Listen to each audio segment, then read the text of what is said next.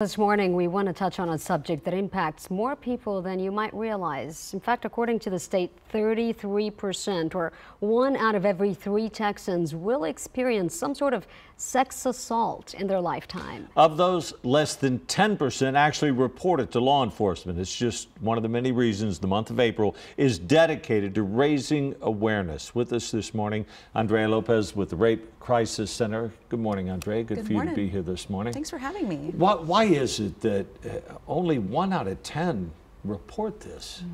Yeah, well, first of all, it is super unfortunate, and it is one of the most underreported crimes, and there's a lot of stigma around coming forward, and there's a lot of shame and guilt that survivors feel when they make an outcry. And so that's why we always sort of espouse the belief that we start by believing, because simply saying, I'm sorry this happened to you, we believe you, can do so much to advance the healing and the justice process for an individual who's experienced some trauma. Yeah, this is something just, I can't imagine. I mean, it's so private, and it's so difficult for many victims to talk about, and it can impact a lot of people.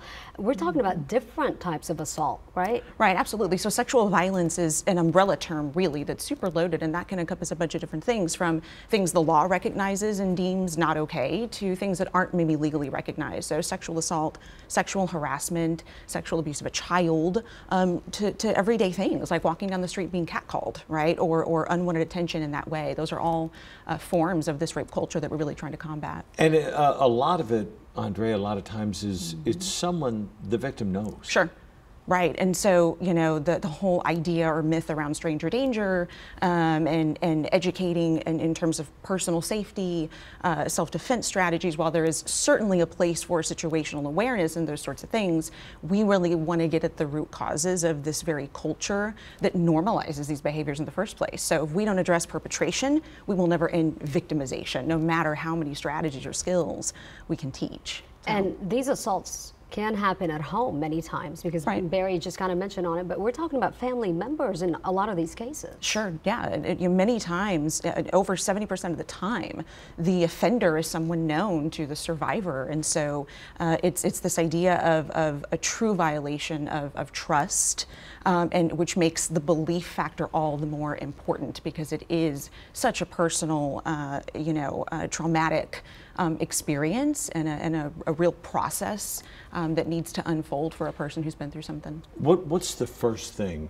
someone that's experienced this should do? I mean, obviously they're thinking, do I call the law? Do I not? What's the first thing?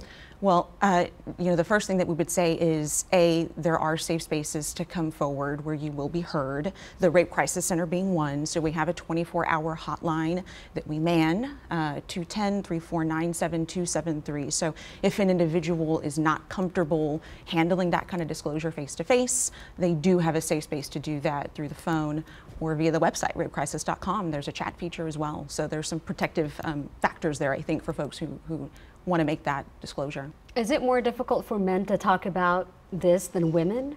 In our experience, absolutely, 100%. And that again speaks to stigma, and that's exactly why we have a primary prevention framework to get at those root causes and the interplay of these norms that create, and reinforce really this culture that says this shouldn't happen to men. You should be able to defend yourself, and that again, that's all sort of around shifting these norms. All right, Andrea, thanks for coming in this morning. We appreciate it. Absolutely, thank you so much. Thank you so much.